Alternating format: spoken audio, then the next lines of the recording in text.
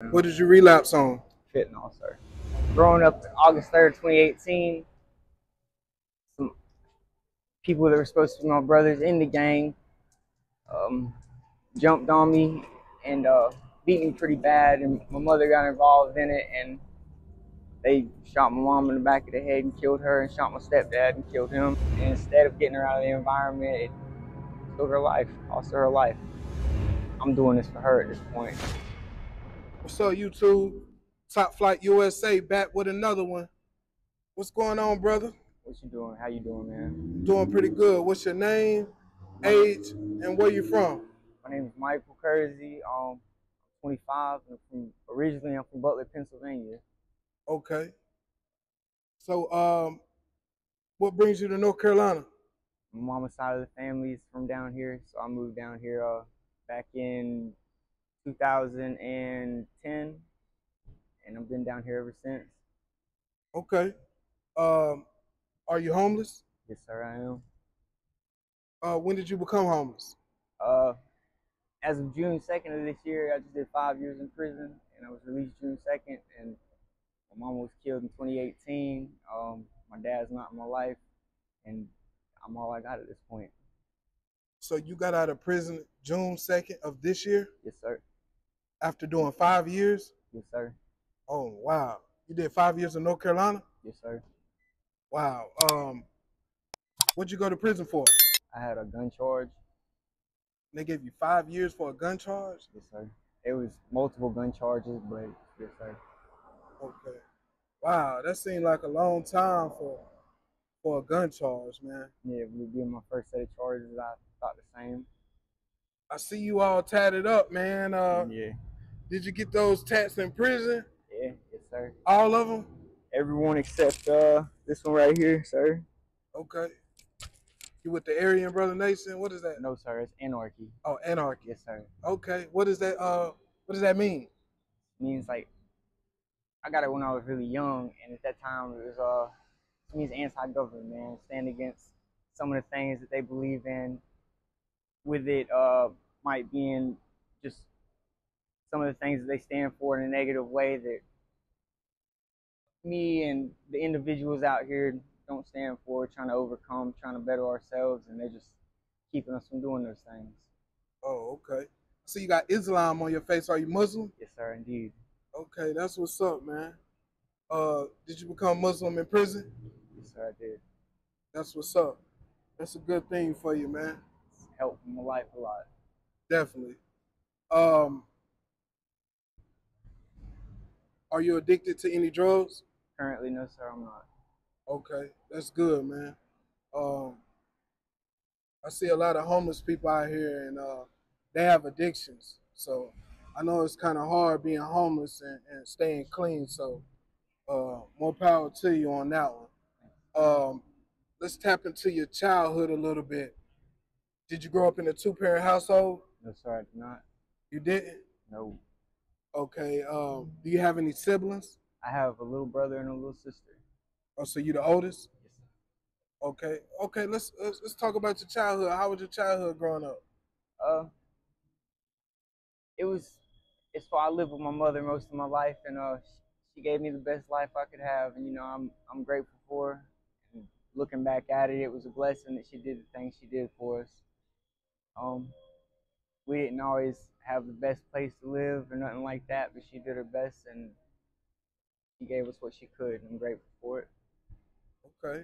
What type of neighborhood did you grow up in Pennsylvania? It's a little rural neighborhood, nothing fancy, nothing, but nothing. It wasn't. It was middle class. We stayed in an apartment for most of the time. It was a nice little apartment. Okay. Um, I see you on house arrest, man. How is that working being homeless? It's they give me a curfew. I'm supposed to be at a certain place between 6 and 6, but with me being homeless, my parole officers allowing me to call them every day, or call, at least shoot them a text every day, and just inform them where I'm going to be at for the day, whether it be park, for instance, whether it be the bus depot or the IRC if I'm allowed there. Um, depends on So you can reside at the IRC building? Yes, sir, I can. Okay. So they are giving out resources there.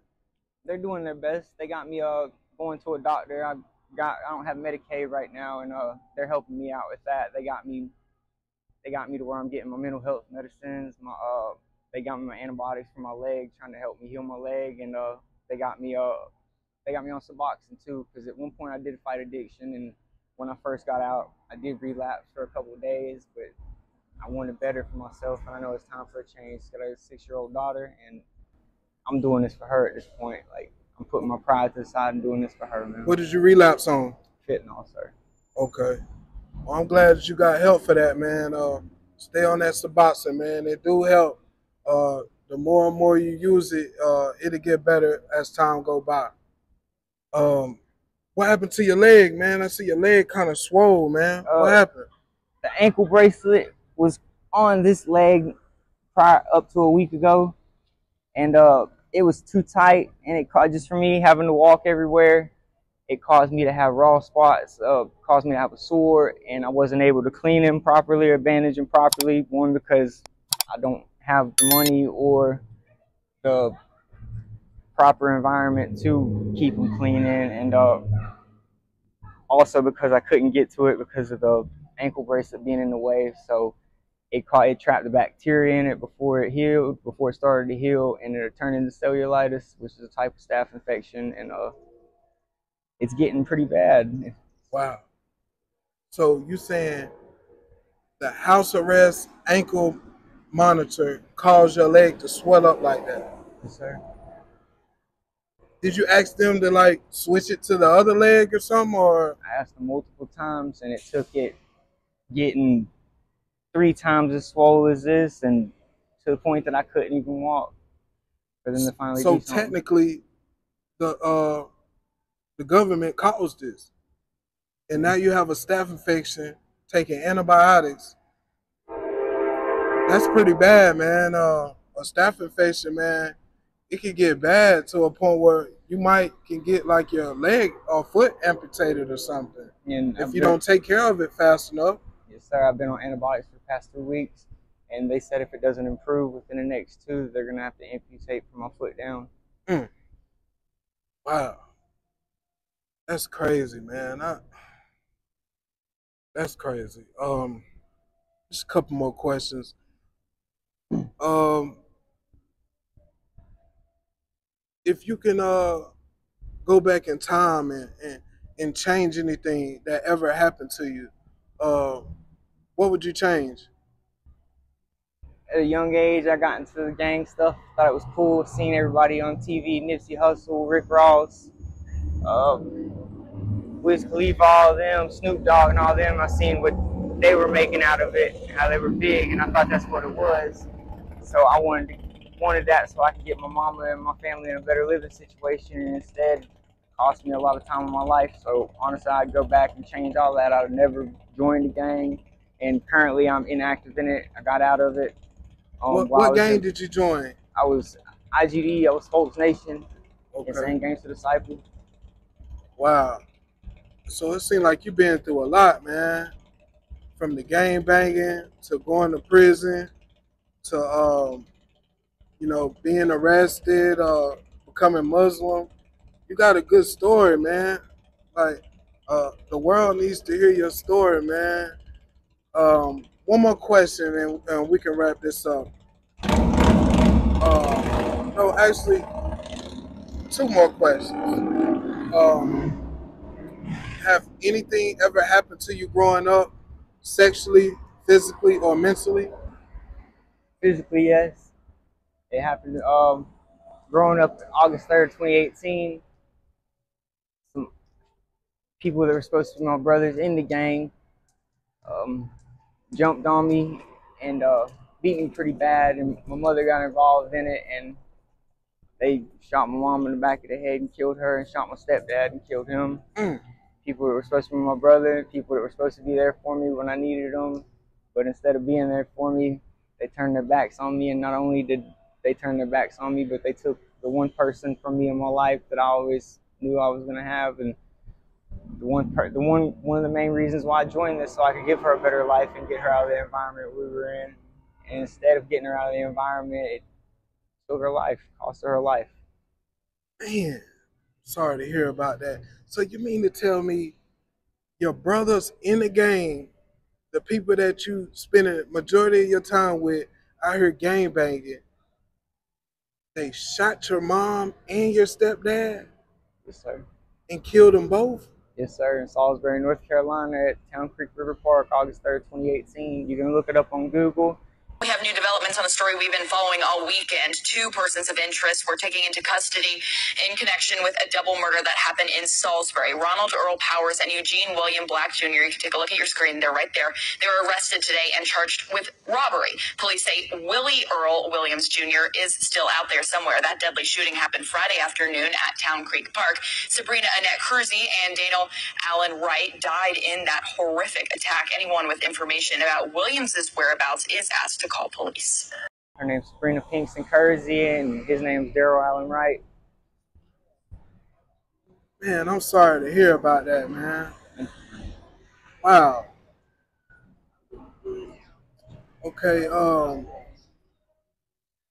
one more question for you. If you can go back in time with all the knowledge that you know right now and tell your 10-year-old self something, what would you tell yourself? I would tell him, sometimes as a man, you got to put your pride to the side, and you have to just humble yourself and remain positive through it, through the struggles, through the hard times. And you just got to continue to elevate and try and improve every day. You can't allow yourself to go back. We're not taking no steps backwards no more. We're always going to push to better ourselves. We're always going to push to elevate, whether it just be yourself or be it you and a friend around you, the people you surround yourself with. You just got to love one another, man. You just got to, always love people. Don't let that change. Don't let somebody else's actions change who you are as a person. Just remain yourself and just always try to keep a smile on your face and just love people, man. Just enjoy life and do the best you can and always try and never give up. That's right, man. You couldn't have said it any better. I just like to say I don't know you from nothing, but I love you, brother. I want to spread love out here in these streets, and I want to try to help as many people as I can, even if it's a little bit. I don't know any of these guys that I walk up to on a daily basis and do these interviews with, but I always try to break bread, man. Whether it's waters, food, clothes, shoes, or money out my pocket, man. I just try to spread the love, man. Yeah. So yeah, brother. You have a good one, man, and I appreciate this interview. Stay in contact with me, man, yes, and we're gonna build. Thank you, man. You have a good time. I appreciate you, and everybody watching. Just stay humble, stay positive, and pray for us, man. We're gonna make it through. That's right. All right, man. Thank y'all. That's right. Thank you. Yes, sir.